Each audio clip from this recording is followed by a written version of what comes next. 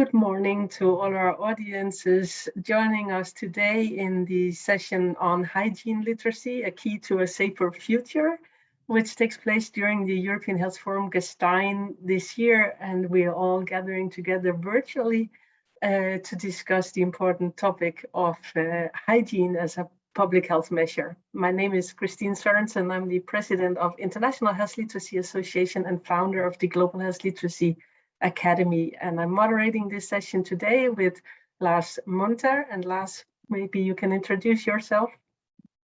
Yes, indeed. Thank you, Christine. My name is Lars Munter. Today I've been co-organizing this session with, from the Danish Council for Better Hygiene, with, of course, also Safe Consume and our sponsor Curaden. I'll be trying to handle things in the background, being your friendly Wikipedia and Q&A organizer, and leave most of the floor to Christine and our wonderful speakers. But it's a pleasure to be part of this particular session that focuses, of course, on something that we all have heard a lot about, that we've practiced quite a lot, but still can have some tricky interactions on how we actually do it in our daily lives. Thank you, Lars. And when you think of hygiene, it feels like old school. It's about washing hands. But however, linking it to health literacy means that it's actually become one of the forefront weapons we have against the ongoing COVID-19 pandemic. Working on health literacy, often I'm asked, what does it mean? What is health literacy about? And it's about how people find and understand and judge and use information to take actions on health in their everyday life in order to promote their health and maintain quality of life. And when we now combine hygiene and literacy, it's because it's such an essential knowledge and competency to keep away not only the COVID-19 and the coronavirus, but also many other sorts of diseases. And I'm delighted that we have a lineup of excellent speakers today to help us shed some light on this topic and explaining to us that this is indeed not at all old school topic. This is essentially new aspects that we need to know about and we need to update ourselves about, because it's one of the key measures we have in the response to keep disease out of our lives. So let me shortly explain to you who we have in the panel today. It's Sally Bloomfield, who is the chairman of the International Scientific Forum on Home Hygiene. And it's Denis Bourgois, professor of University of Lyon. And it's Solveig Langsrud she's senior scientist of the Norwegian Food Research Institute, and Anders Mickey Boysen, professor of University of Copenhagen. So let's jump into the short presentations we will have from each panelist at first, and then end the session with the Q&A. And I welcome everyone to also post questions on Slido. The link should be available to you in the chat. And so that Lars and I will look at the questions and post them to the panelists at the end of our sessions. And also, before we introduce Sally Bloomfield to give her perspectives on hygiene, I would ask every one of you to consider, what does hygiene mean to you? I said to me, it's the old school way of washing hands, like my mother told me to do. But what does it mean to you? How do you come across hygiene in everyday life? Is there another word we can use for hygiene? It's a bit technical. How do you think we can apply it and make it easier for each of us to use? How can we make it the barrier much lower for people to adapt, because we know this is one of the most efficient ways of keeping diseases away. And while you add your thoughts and your words to the word cloud, I would like to hand over to Sally Bloomfield. Sally, please take the stage here. Thank you very much. Can I have the first slide, please? Firstly, I want to consider why, after 50 years of complacency, it's time to recognize that frontline hygiene, i.e. public hygiene behavior, is key to building a safer future. What COVID has shown us is the devastating impact of a highly transmissible infection where for 12 months, we were almost solely reliant on frontline hygiene behavior. It's argued that the next pandemic is already underway, the global spread of antimicrobial resistance. And here again, frontline hygiene will play a major role by reducing the need for antibiotic prescribing. Another issue, of course, is the increasing proportion of the population, up to 1 in 5 or more, who are at greater risk of infection due to age and underlying health conditions. COVID again has shown us the importance of shielding the vulnerable, which means ensuring that both they and their family carers know how to practice good hygiene. And of course, a further issue is foodborne infections, 30% or more of which we believe occurs in private homes due to poor food safety behavior. Now, although governments recognize the key role of frontline hygiene, looking at the last 18 months, I think we need to ask whether we really understand how to engage the public and enable them to practice effective hygiene. I think we fell very short of what was needed. Next slide. So what needs to be done? What are the barriers and why is hygiene literacy important? I believe that actions needed at 3 levels. Firstly, at health policy level, we need leadership. We need leadership between government health agencies, which coordinates strategy and ensures that frontline hygiene is an equal partner with issues such as infection prevention in health facilities, which it certainly isn't at the moment. This is important because at present, the interrelated parts of frontline hygiene, things like food hygiene, pandemic preparedness, hand washing, childcare, home health care, tackling AMR, are all dealt with by different agencies or different departments with agencies.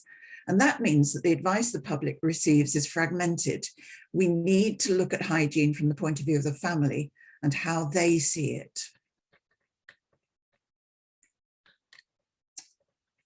Secondly, we need to look at it from a public health perspective. The barrier here is failure to realize that frontline hygiene, unlike hygiene in healthcare settings, is not a clinical issue. It's about risk management, and it needs to be addressed as such.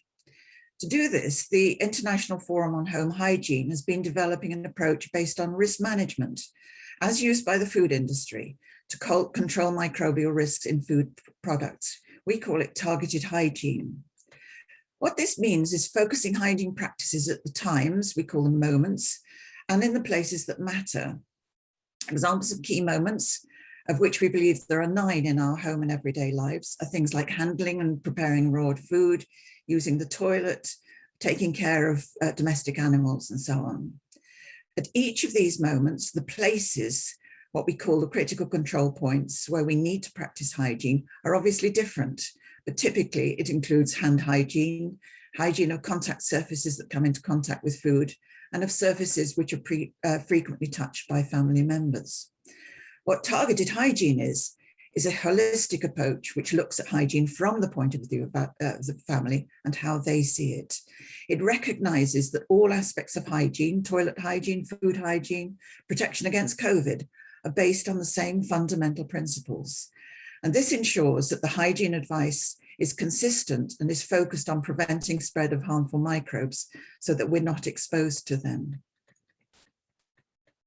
Thirdly, although risk management provides a framework for effective hygiene, realizing the health benefits depends absolutely on getting the public to adopt this approach.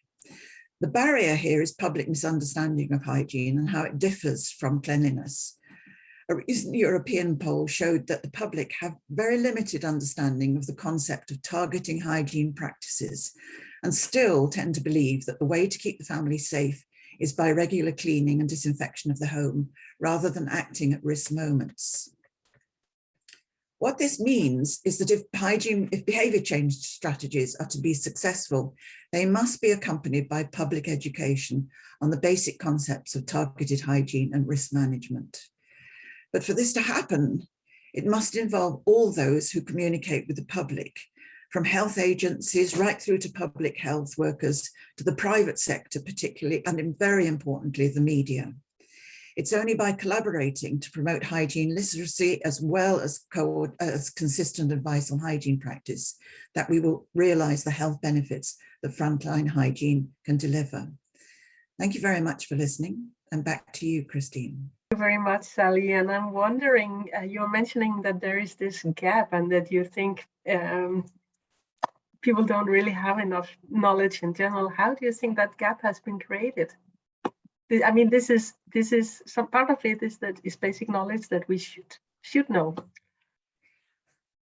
I think for the last I mean, in 1970 we said the age of infectious disease is over, and you know, investment in public hygiene education declined, and I think that's where the gap started. And if you think about it, since that time, a lot of the information has come from the media and from the private sector. And if in the UK, the media particularly loves to deliver the story about where you find germs in your home, and you know, the disgusting germs and how you need to get rid of them. And the media and the private sector like to tell us, well, here are the products that will do this. So I think there's very little information coming from elsewhere. I'm glad to say we now have this European initiative called eBug, which plans to make sure that every child leaves school with a knowledge and understanding of antibiotic resistance and hygiene. So I'm hoping that that will play a big part in changing perceptions. Yeah, and I think this links up very much to the way we can think about health literacy in general, functional health literacy, knowing the basics of how the body works and disease spreading and so on. Then interactive health literacy about engaging with relevant stakeholders. It could be the media, it could be health professionals, it could be teachers teaching, and then and food authorities, for example. And then we think about critical health literacy, which is really to analyze the situation and knowing when you are in a risk situation that you advocate for, and talk about targeted hygiene practices and risk literacy. And I think this is where we also need now to distinguish. We saw the gaps in basic knowledge, the basic functional health literacy regarding hygiene. How can we improve it through better education? How can we engage more stakeholders to ensure that we actually know when to do it, what to do when? That's your main message. Thank you so much. And I will now ask our colleague Denis Bourgois from University of Lyon to give his perspectives on oral care, which is also part of hygiene measures. And over to you, Denis. Thank you. Thank you, Christine. Thank you. Okay, next slide, please.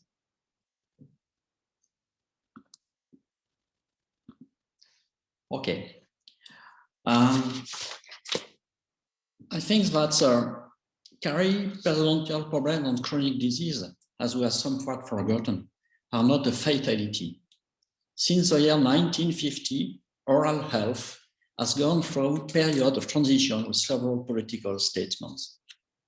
First period is from 1950 to 1978. I summarize it in a slogan: how sugar corrupts the world, with a subtitle from dental caries to obesity. For 30 years, sugar industry induced an explosion of caries and led indirectly to the modernization of dental profession, whose activity consists in repairing damage caused by the sugar industry. These children, because it was the children who were concerned, will be strongly affected and will assume the health consequence all along their life. They assume too, all along their life, income of the dentist, income paid by the public or private system. And understand that at this point, that dentists have little interest in promoting good oral hygiene is necessary. 1978 signed the end of the dramatic period for oral health. Why? In this year, WHO adopted a resolution. Fluoride toothpaste is recommended to reduce caries. The highest political health institutions said toothpaste are becoming a health products and no longer a comfort product. This declaration immediately gave credibility to the toothpaste industry, rushing into the fluoride toothpaste sectors with marketing operations focused in Europe and with huge profit. But question, how to bring toothpaste in the move in order to deliver 3 times a day the optimal dose of fluoride necessary? We need toothbrush. Toothbrush will be the vector that brings the toothpaste into the mouth. It is important to understand that use of toothbrush was not developed to control oral hygiene. It was designed as support of the WHO fluoride policy.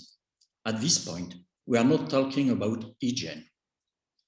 In 1995, the caries process of children and adolescents is under control, but dental health expense continue to increase in Europe to care this cohort of children who has become adult or senior.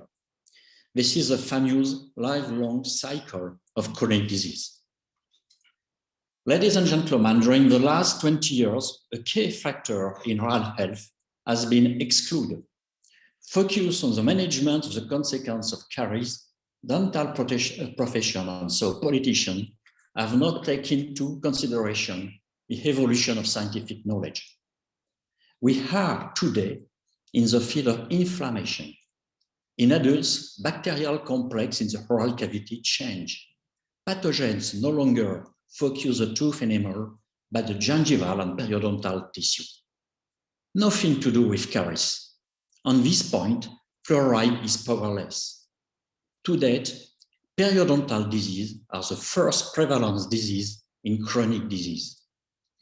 We are in inflammatory process that will have impact on oral health and has risk factors on chronic disease such as diabetes, cardiovascular, and Alzheimer. In 2007, WHO resolution plays for the valorization of integrated strategy for NCD in Europe. We no longer speak of caries. It is a fight against common risk factor to chronic disease, of which hygiene and inflammation are key elements. 50 years after this resolution, very little has changed, except for the surveillance of chronic disease. Next slide, please. So, can someone explain to me why today, with an oral health system in Europe so efficient, 400,000 dentists, 98% of the population brush their teeth and purchase hygiene products, dramatic costs spent by health insurance, why oral health problems remain so important? I buy hygiene products, I brush my teeth and go to the dentist, and both for unsatisfying results. Current situation results of inadequate oral hygiene. Brushing technique to disorganize the periodontal biofilm are not adapted in adults, and there is no control of interdental space, which represents 25% of the dental surface. Tooth brushing with the right technique is 50% of efficiency to disorganize the dental biofilm of young adults. Why is this? Toothbrush have not access to the dental space. Next, please. The situation is very expensive for the consumer, for the European government, and for the insurance company, for such at loss cost effectiveness and results. I am sorry to tell you that the time you spend brushing your teeth, the money you spend on toothbrush and toothpaste for yourself and your family not to mention mouthwash, which as a marketing products are not useful for not much. Next, please. Next, thank you. Next, please. Next, please, sorry. Next, you can go, okay.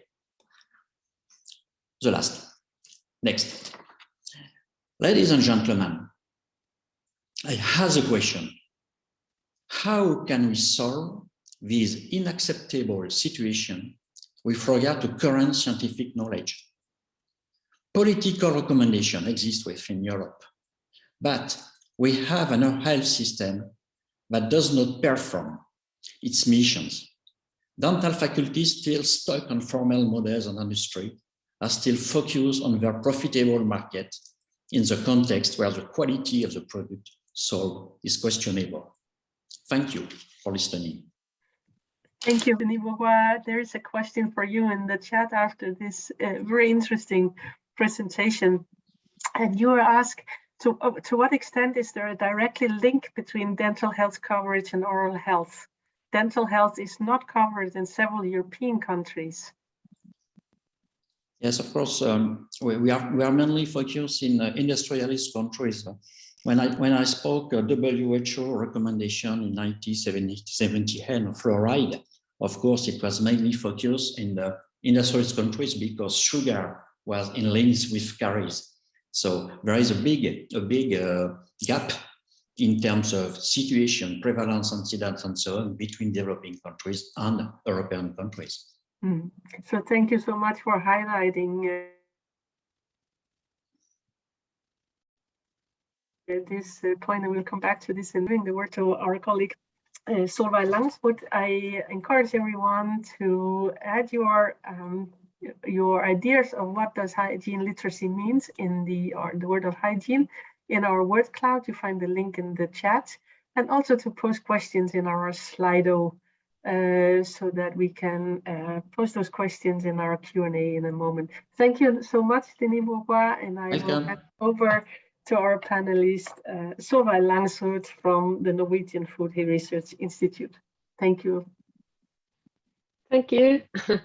And thank you for inviting me here. I will talk about food hygiene and food safety. And the background is that in Europe, every year, about 23 million people suffers from foodborne illness. And about 5,000 dies from foodborne infections.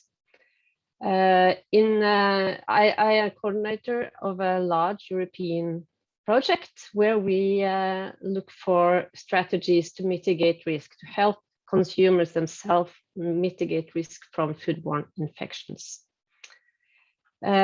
We started by asking what do people do? And we made a big survey, but maybe more interesting, we visited consumers in their homes, looking at how they prepare raw chicken and salad. And as you all know, the raw chicken can contain Campylobacter and Salmonella.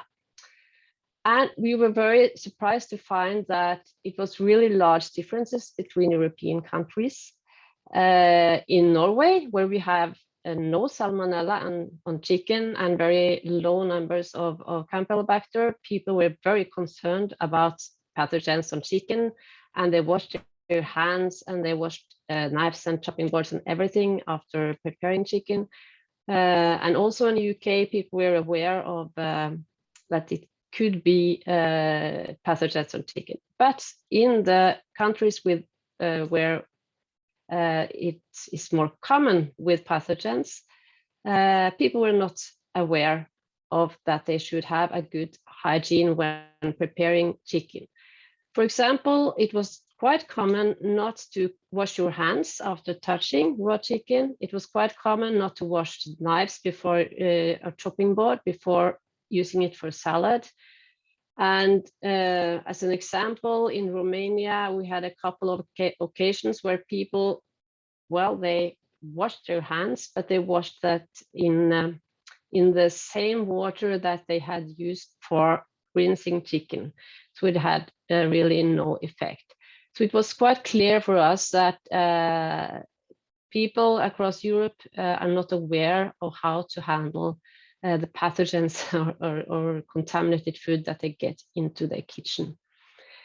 So where do we learn about food hygiene? What people say when we ask them is that they have learned about food hygiene from their mothers or from grandmothers or the media or cooking programs, and not from school. And we therefore also have visited schools and looked at the school curriculum across Europe. And what we found is that food hygiene is not prioritized in European schools. The students, they know something about hand hygiene. They know very little about how to store food and how to prevent cross-contamination on the kitchen. When we interviewed the teachers, they said that they don't feel comfortable of teaching food hygiene because they don't have the knowledge. They don't have the facilities, such as the facilities for proper hand hygiene or kitchen equipment. The curriculum is not allowing much attention to food hygiene either. So what we have done in Safe Consume is to make materials through the eBug e-learning program for schools and evaluated them. And we saw a significant effect of using these materials in schools. So the question is, now I hope we are almost through the COVID pandemic, but would we be prepared for a pandemic with a foodborne pathogen? I don't think so. We know about, as also Sally mentioned, we know about the antibiotic resistance that will increase. And it's not like a tsunami as the COVID, but more like a tide.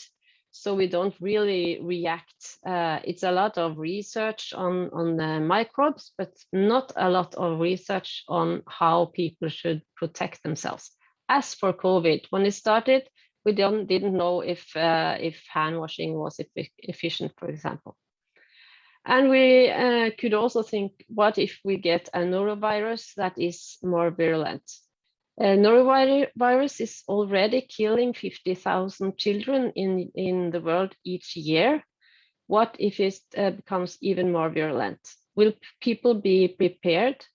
I don't think so. And I think it's much more complicated to learn people food hygiene, because it's much more steps to think about than COVID. So what I would say is that we need that the ministries of health and education across Europe, that they should get food safety into the education system and motivate schools to implement it. And we could use the very good materials from eBug that is both on protecting people against antibiotic resistance and food hygiene. Thank you. Thank you very much, and for bringing the attention into how schools can play a role in bridging the gap that also Sally was highlighting. And I was quite taken by surprise of the numbers that you're talking about of people suffering from the implications related to lack of food safety. Mm-hmm. And you also posed the idea that we are not ready for a pandemic related to food poisoning. So what would be your key message, Solveig, to get this to the political agenda? We are now at European Health Forum Gestein, and what would be, if you met your prime minister in the elevator, what would be one sentence you would give to him? I think I would first give the link to the eBug materials. Practice.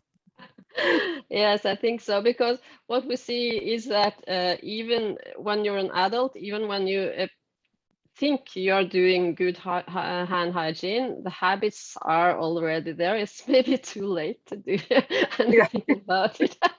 So we have to start very, very early. And also the students that was interviewed said that, okay, they knew about hand hygiene, but it was very easy to just forget about it. Yeah. So yeah. Despite it's easy, we have a lost generation. I understand being the adults, and now we at least try to save the children and add it to the school. So let's get back to this important issue in our Q&A. And I encourage everyone to keep posting questions in the Slido and add to the word cloud. And then I would like to hand over the word to our final speaker today, and that is Anders Boysen, professor of University of Copenhagen. And you're taking yet another perspective on hygiene literacy. Anders, let us hear. Please put on your yeah, thank you very much. And thank you very much. Well. Yeah. And thank you very much for having me here. So just briefly what I'm doing, I'm working as a professor in preventive veterinary microbiology at the University of Copenhagen as my main job. And then I'm also heading the Council for Better Hygiene in Denmark, which is it's an NGO that tries to bring together people with an interest in hygiene from various different institutions and also private organizations. And I think this is a council that has been running for just over 10 years, and it has been very interesting to see how that has actually been just bringing these very different people together. What a challenge that is to actually get people to think and talk about the same issues. And I think this is actually key to what we are discussing today, is that hygiene cannot be attacked by just one angle, at least not if it needs to be efficient on a broader scale.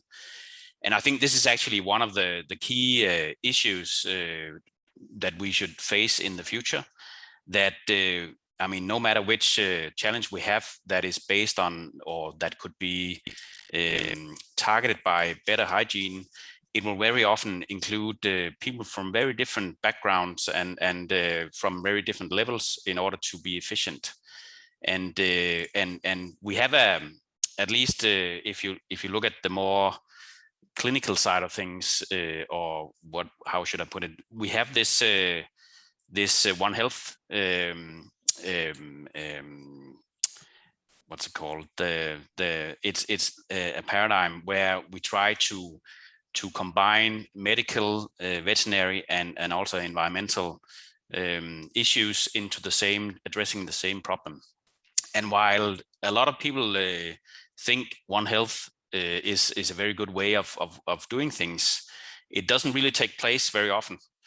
And one of the good explanations for that is that as already mentioned by previous speakers, the medical system is if you look at the organization, is in one silo. The veterinary and food administration is another silo, and the environmental agencies are typically in a third silo. And we have very little, basically very little communication between these, and that's just on the administrative level. Then you can think of how does it actually funnel down into lower levels, if you can call it that. It's very difficult, and I could bring up an interesting example from the COVID years here, where we had some of you will know that we've had a lot of minks in Denmark, and you know, the COVID coming from mink to human was dealt with by the medical authority. The problem in mink as such, as an animal, was dealt with by the Food and Veterinary Administration. And when we killed all the mink and buried them I mean, a lot of them were buried in the remote areas in Denmark, then that was covered by the Danish Ministry or the Danish Environmental Agency. And there was not a lot of communication between these, and a lot of mistakes were making. And in all, this was not really a very efficient way of dealing with this. So I think one of the key future ways of dealing with this is to have a strategy, and that could be a national strategy. It could also be an EU strategy where hygiene was the common theme, and where, for instance, we established a kind of One Health agency that were dealing with some of these, quite a lot of the issues that actually pose a problem for people.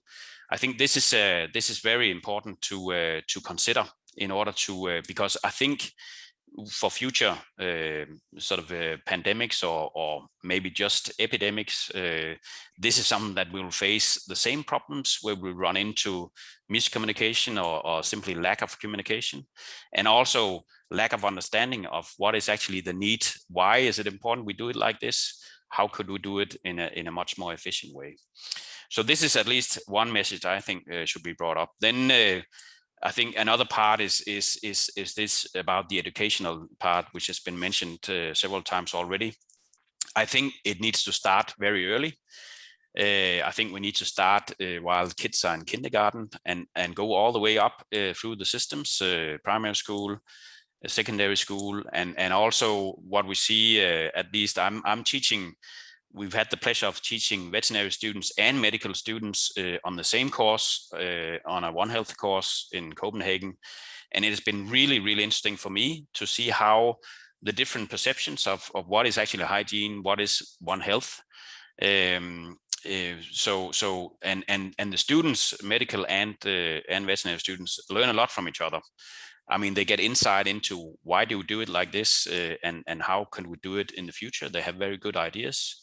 So I think much more of that, and much more education within these very basic things that we can, where we can actually, I mean, if we implemented the knowledge that we have already and made sure that it was efficiently implemented on all levels, we would really be much further on than we are today. So, and I think what is really important to stress here, because I think basing everything on the experience from COVID is I mean, that has been a very exceptional situation, and maybe most likely we will experience epidemics or even pandemics in the future, but maybe not, hopefully not very soon.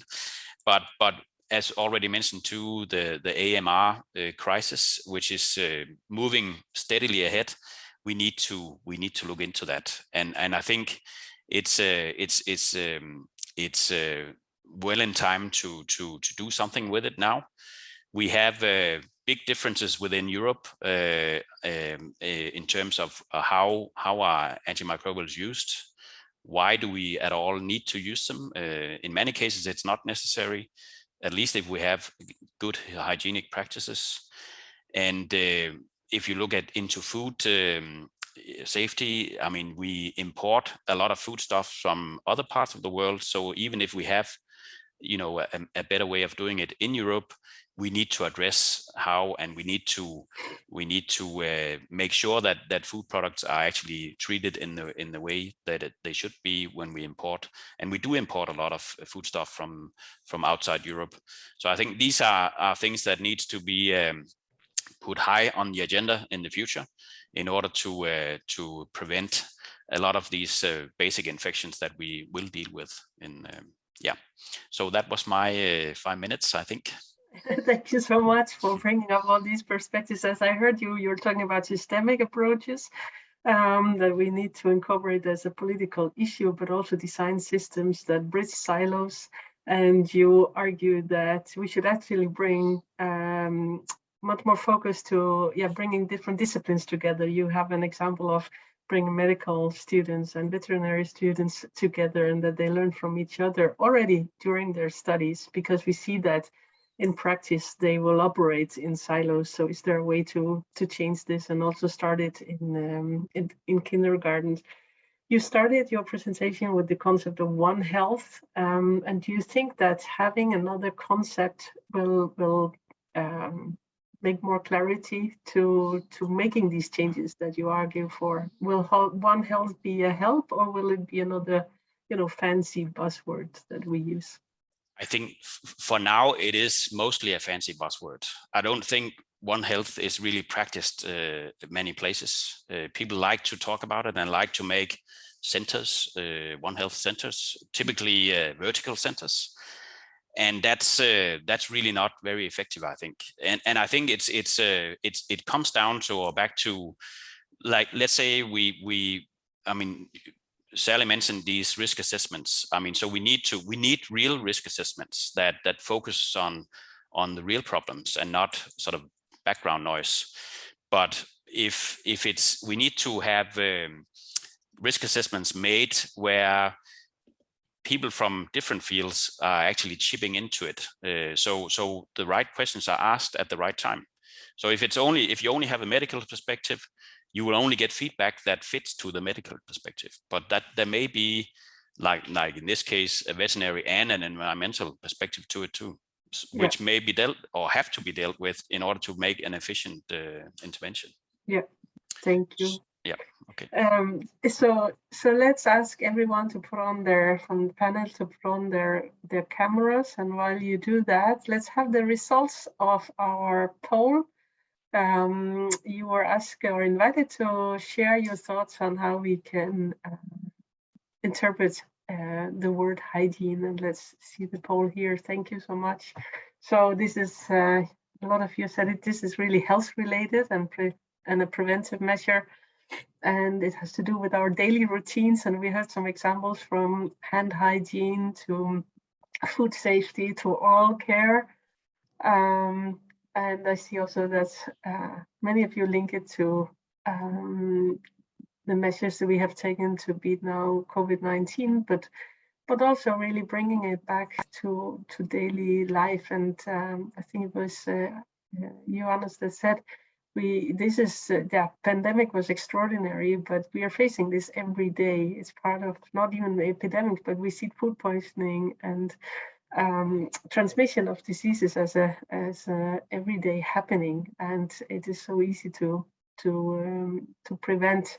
So we need to share this kind of knowledge. Well, there are some other interesting words here: female empowerment, and maybe it's because women have played essentially a role in preparing foods and cleaning and so on. But on the other hand, it might be changing. At least I knew my teenage sons were calling my husband to ask for washing advice. So I think in some families this has probably been changed over the years. So thank you for showing the slide. Let's go to some of the questions we have received. And Lars Mentor, I think you should pick and choose a few of them to our panels. May I hand over to you, Lars? Thank you very much. There's one question about from Tessa Richards.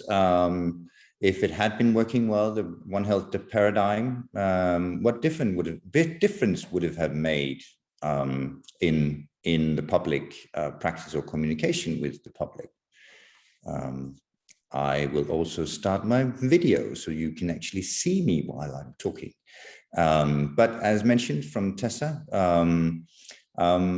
even though, as you say, Mickey, that it is mostly more show than content, what if it actually had worked? What difference would it have made, if any?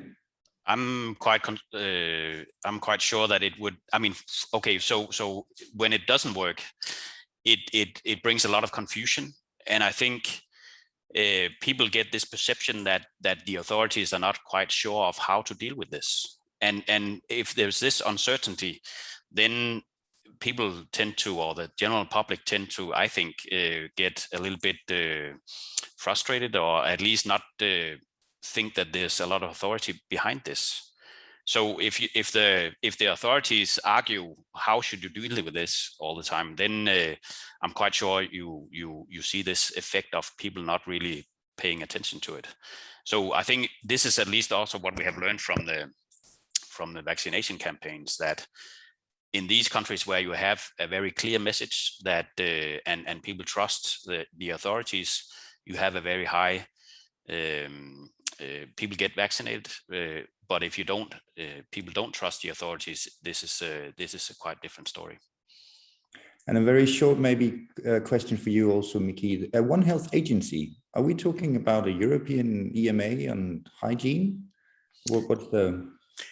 In a way, yes. I just think that EMA is quite focused on a you know, it's their job is quite focused.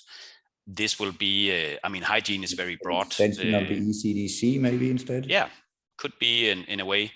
At least it's, I think it's important to have a very clear one way that you get into this system by there's only one door in and only one door out, because this is what I see as the main problem, that there's many doors. People don't know where to approach this issue. And I think they maybe, thank you, Miki. I think maybe there's a question that you should answer, Christine, with your sort of global perspective on the use of well, education, the idea of medical literacy being imposed in school education. Are we turning everyone into doctors?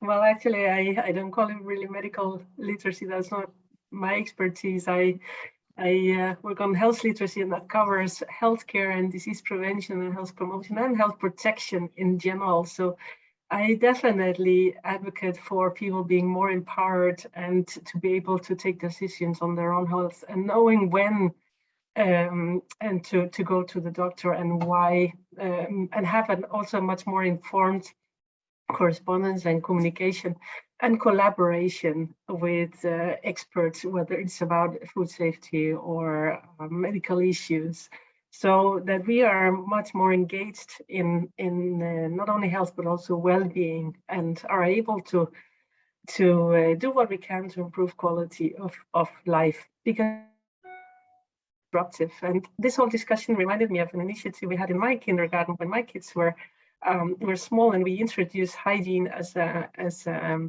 measure to lower days of disease among staff as well as among the children.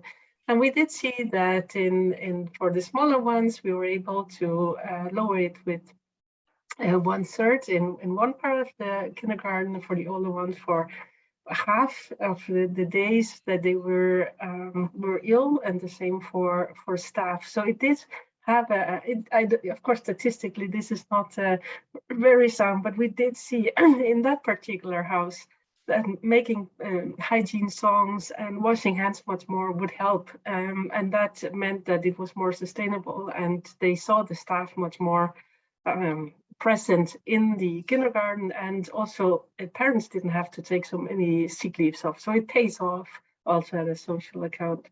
So let me just maybe ask the panel here, Denise Bourgois, you had in one of your toothbrushes were democratized 30 years ago. So the question to this panel, how do we democratize hygiene literacy so that we make sure that we bridge the inequalities that you have mentioned from many different perspectives? Denise Bourgois, if you start. It is one of the major problems. What we can observe, or what is the reality today, it's we have too many sources providing hygiene message, to people with marketing rather than health consideration. So it's the main question is who organize the hygiene and who defines the gold standard.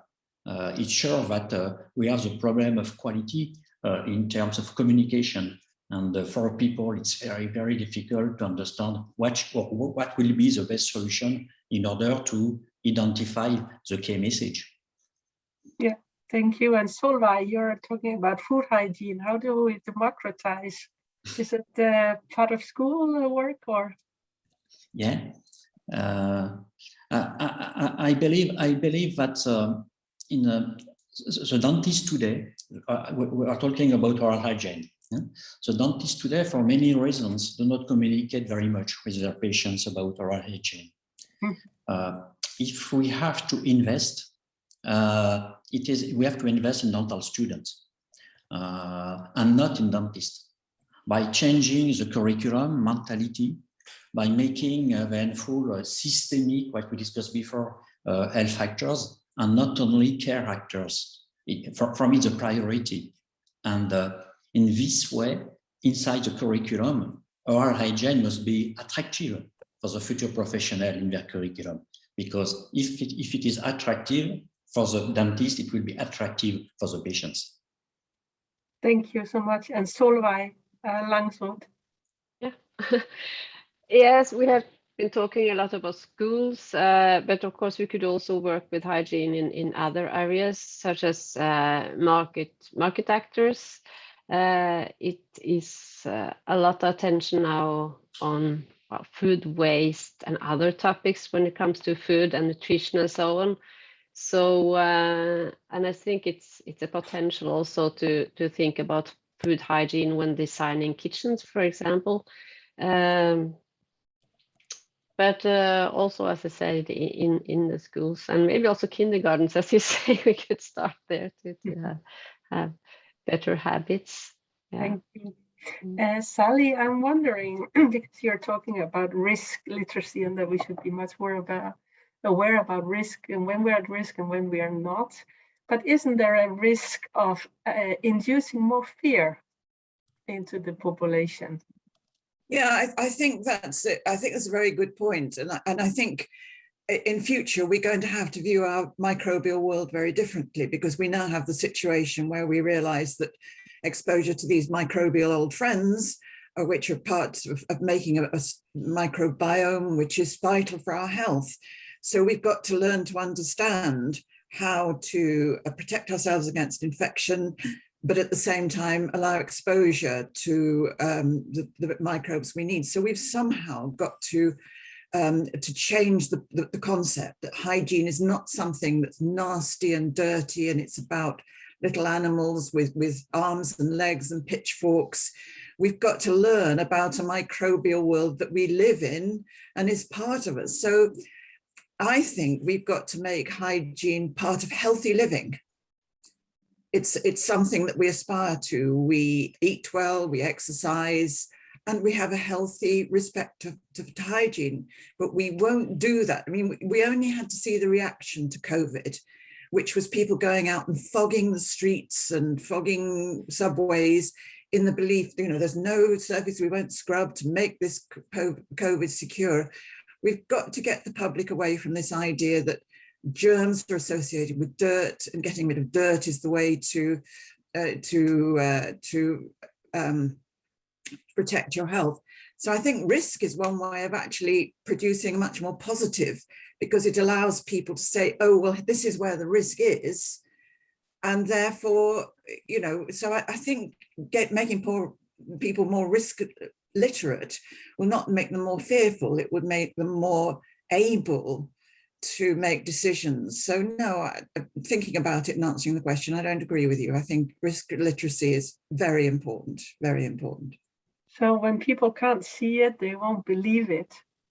So how do we make it more visible so that they also understand that this is something we should have as part of healthy living, Sally?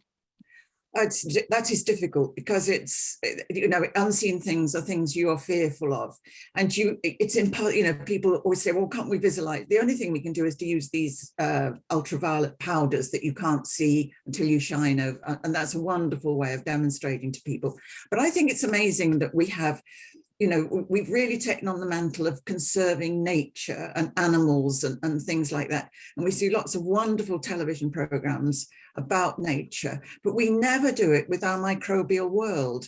I think there's a need to engage people in our microbial world and enable them to look at it and see the benefits on it. But we never do that. It's because I don't know, but we didn't do it with animals up until about 50 years ago. So maybe now's the time to start with our microbial world.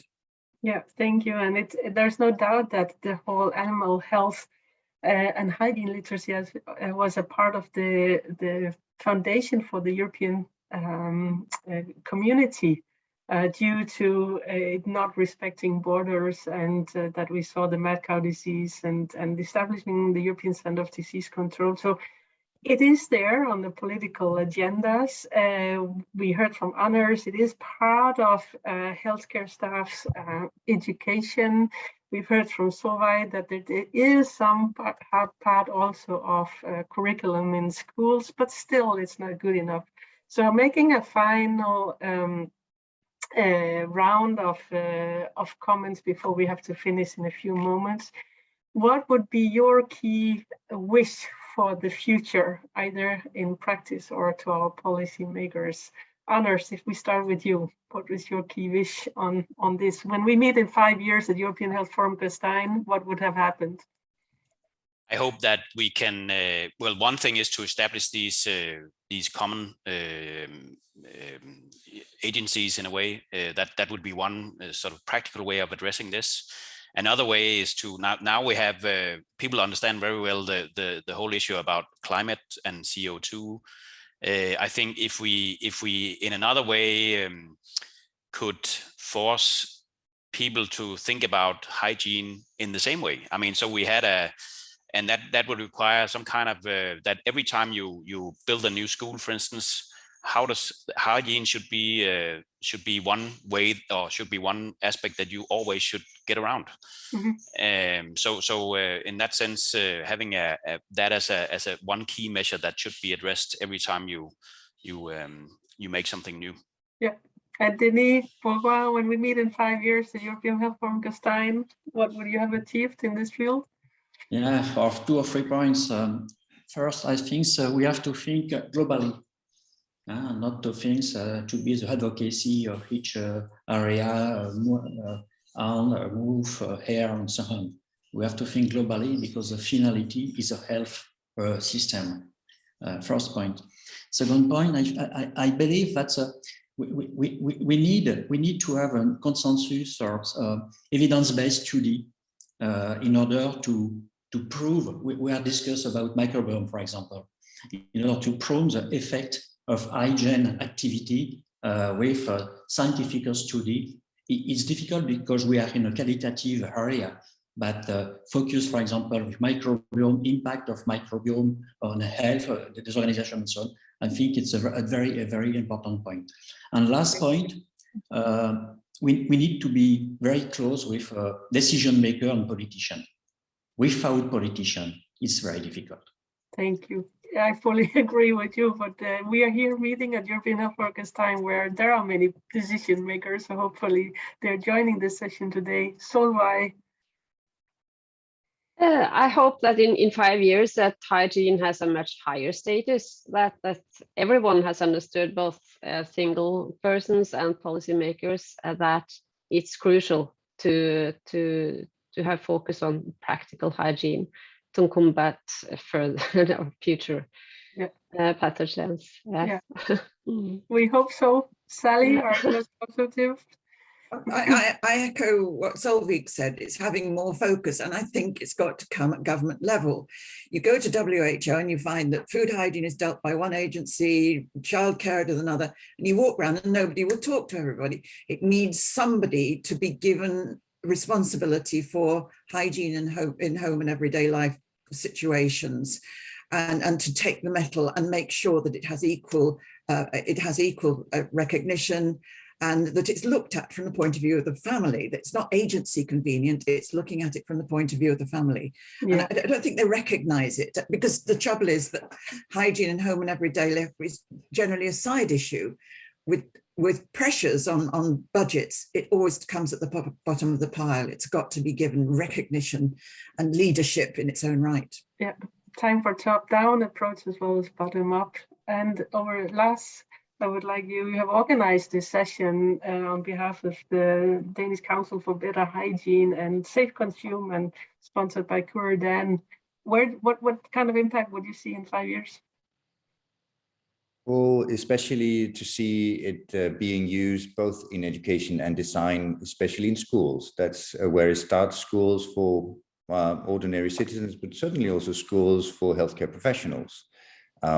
This is a tool, this is an approach, this is something that you need to start from day one when you sit learning how to navigate a full life of health and safety. Yeah, thank you. And let us hear what our audience said in the word cloud, just to remind ourselves that what are the messages that we can send to the decision makers and people working in practice and research, that health is really about our daily routines, and it comes in many forms and many aspects. It's content and context related, and that we have one big wish from this group to decision makers across Europe, that please put it higher on the political agenda, because we know it saved lives and it saved cost and it saved times. Thank you, European Health Forum Gastein, and people joining this session today. I hope you will enjoy the rest of the event, and we look forward to see you in the future and keep on this discussion going live so that we have an impact. Thank you, everyone.